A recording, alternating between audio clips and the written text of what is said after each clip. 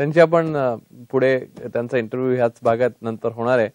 पण त्याच्या संदर्भातला एक प्रश्न असा की हे जे संपूर्ण संघर्ष चालू होता, एका पद्धतीने बाहेरच्या जगाशी, एका आंतरिक जगाशी सगळा चालू होता. तुमचं लग्न झालं, या म्हणजे डॉक्टर स्मितांनी तुमच्याशी लग्न केलं, म्हणजे तुम्ही त्यांच्याशी लग्न केलं असं म्हणण्यापेक्षा त्यांनीच तुमच्याशी केलं, हेच बरोबर, अगदी बरोबर. तर या सगळ्या प्रक्रियेमध्ये तिथे नेमके जे प्रश्न तुम्हाला गेल्या 17-18 वर्षांमध्ये सतत दिसत आले, ते मूलतः प्रश्न कुठचे होते? सामाजिक, राजकीय आणि मग आरोग्य विषयक निर्माण होणारे प्रश्न, ज्याच्यावर फोकस करायचं झालं, जे मूलभूत प्रश्न आहेत. आज कुपोषणासाठी कुपोषणग्रस्त, मागासलेला, विकासाचा दर कमी असलेला असा जो प्रदेश आहे, त्याचे मूलगामी ज्याचा वेध घ्यायचा ठरवला, तर ते प्रश्न तुम्हाला कोणते आढळले? कुपोषणाचा प्रश्न तर निर्माण झाला, कारण माझं एमडी ला थिसिसला जेव्हा मी गेलो, एमडीचा विषय निवडला, त्यावेळीच हा कुपोषणाचा प्रश्न समोर आला. आणि त्या थिसिसच्या वर्कमधून हा आणखी मोठा यांनी समोर आला. आधी पण होतं, पण त्याच्यापर्यंत फोकस गेलेला नव्हता. आणि ज्यावेळी त्या कुपोषणाच्या प्रश्नावर फोकस गेला, त्यावेळी मग इतर प्रश्नांकडे पण जगाची नजर गेली. मुख्यत्वे करून की तिथली गरिबी, तिथलं अज्ञान, तिथली व्यसनाधीनता, तिथे राजकीय इच्छाशक्ती नसणं तिथल्या विकासासाठीची. त्यानंतर विकासाचा सरळ साधा मार्ग होता जो नर्मदेमध्ये स्वीकारला, की यांना आदिवासींना डुबवून टाकायचं आणि त्यांचं विस्थापित करून त्यांना दूर पाठवायचं. तोच प्रयत्न आमच्या इथे पण झाला, की तापीच्याही धरणात प्रपोज केलं गेलं, त्याच्या पर्यावरण जनसुनावणी झाली, त्याच्यामध्ये आम्ही भाग घेतला, त्याची पण चळवळ केली. आणि शेवटी पर्यावरण विभागाने त्यावेळेला मान्यता दिली नाही. म्हणजे पॉझिटिव्ह गोष्टी ज्या झाल्यात, की पर्यावरण विभागाने त्या जनसुनावणीला त्या धरणालाच मान्यता दिली नाही. कारण जनसुनावणीमध्ये एक माणूस, आदिवासी माणूस पर्यावरणाच्या विषयावर बोलला.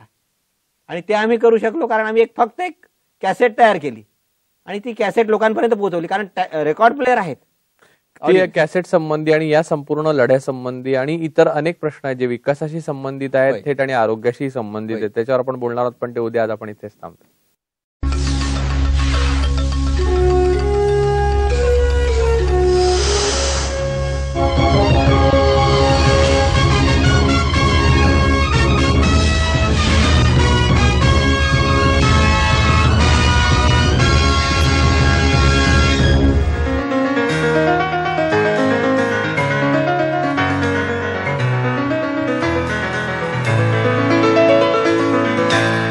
डॉक्टर रवींद्र कोल्हे यांच्याबरोबर काल जो आपण संवाद साधत होतो, तो आज पुढे चालू ठेवणार.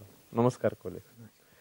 या संघर्षाच्या संपूर्ण कालखंडामध्ये जे तुम्ही काही समस्या पाहत गेलात, की जसं कुपोषणाचा काल तुम्ही बोलला, ज्याच्यावर तुमचा थिसिस होता, त्या अनुषंगाने इतरही काही समस्या पुढे येत गेल्या. गरिबी उदाहरणार्थ, इथे येऊन काल थांबलो होतो आपण, त्याची साखळी ती नेमकी कशी दिसली तुम्हाला? गरिबी अशी होती की प्रामुख्याने शेती हा व्यवसाय होता आणि शेती ही पावसाच्या पाण्यावरची शेती होती. पावसाच्या पाण्यावरची शेती म्हणजे वर्षभरातनं 100 दिवस शेतकऱ्याला काम, इतर दिवस बेकार. आणि त्या परिस्थितीमध्ये पूर्वी फॉरेस्ट ऍक्ट येण्याच्या आधी 78च्या पूर्वीची गोष्ट अशी होती की जंगलामध्ये कामं उघडायची, जंगलातली कामं यांना मिळायची.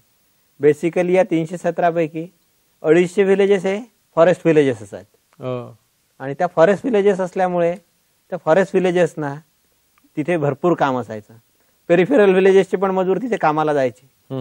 आणि आता गंमत अशी झाली की फॉरेस्ट ऍक्ट आला, जंगल खात्याने लाकूडाचं तोडणं, हलवणं सगळं बंद केलं टायगर प्रोजेक्ट झाल्यामुळे, मेळघाट टायगर प्रोजेक्ट झाल्यामुळे.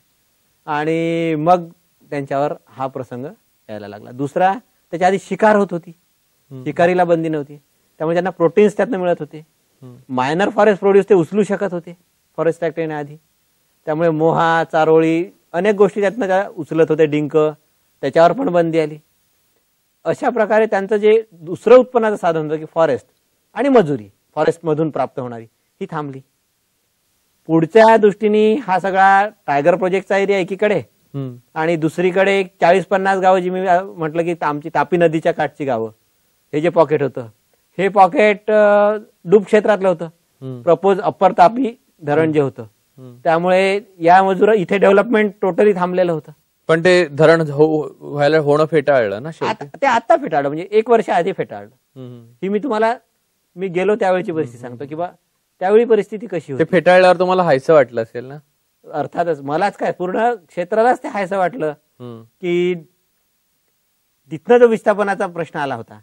कारण एक महत्वाची बाजू, जर त्याकडे आपण थोडंसं 1-2 मिनिटं आपण लक्ष बोला दिलं, ना, थोडा वेळ सांगा ना. लक्ष दिलं तर प्रश्न असा असतो की अशिक्षित लोक आहेत, त्यांच्याकडे त्या जंगलासोबत जगण्याची कला आहे, जंगलामध्ये घर बांधण्याची कला त्यांना माहित आहे, पण त्यांना गवंडी काम येत नाही, त्यांना सुतार काम इथलं येत नाही, बांधकाम त्यांना सगळं येतं. बांसापासून जवळजवळ 100 वस्तू ते बनवू शकतात ज्या त्यांच्या रोजच्या दैनंदिन उपयोगाच्या आहेत.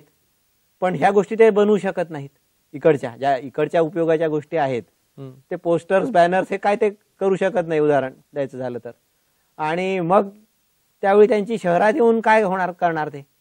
आणि जमिनीची तिथल्या जमीन कसण्याची त्यांच्याजवळ कला आहे. थोडीफार जमीन आहे, त्यातनं त्यांना अन्नधान्य मिळत होतं, पण कॅश मिळत होती मजुरीतून. इकडे ती मजुरी बंद केलेली होती फॉरेस्टने. आणि विस्थापनाचे जे मग आणखी प्रश्न आहेत त्याच्याशी रिलेटेड, ते सगळेच त्यांच्या डोक्यावर बोकांडे बसत होते. एक उदाहरण एका आदिवासीने इतकं सुरेख दिलं. ओझा नावाचा कोपडा गावाचा म्हातारा होता. तो बोलला की आता अब धरण बनने वाला है, अब धरण बनने वाला है, ये जब हमारा यहाँ ये कुछ होने वाला है मीटिंग धारने में, म्हणजे जनसुनावणीची मीटिंग पर्यावरण खात्याची. ये जब हमारा समधीने सुना, म्हणजे त्याच्या मुलाचं लग्न तर फिक्स झालेलं होतं. आणि जब मैंने समधीने सुना की अब तुम्हाला जमीन डूब जाएगा, त्यांनी सांगितलं की आपलं लग्न सुद्धा पोराचं मोडलं, म्हणजे आता तुम्ही आमचे व्याही नाही. कारण अशा ठिकाणी मी मुलगी देऊन काय करू, ज्याच्याकडे राहायला घर नाही, कसायला जमीन नाही, आणि त्याला आपलं गाव सुद्धा सोडून जावं लागणार आहे, तर त्यांनी ती मुलगी सुद्धा देणं टाळलं. म्हणजे धरण होईल नाही होईल ही नंतरची गोष्ट. शेवटी धरण रद्द झालं, पण त्याच ठिकाणी त्याचा विवाह, म्हणजे त्यांच्या झाला का तोच विवाह झाला नाही, तो विवाह रद्दच झाला ना त्यावेळी. म्हणजे त्यांच्या जे फॅमिली रिलेशनशिप डेव्हलप होणार होती ती सुद्धा या टेन्शन्स मधनच त्यावेळीच थांबली. आणि पर्यावरण विभागाची हे यायला जवळजवळ 5 वर्ष लागली. सर्व त्याचा अनालिसिस. या सगळ्या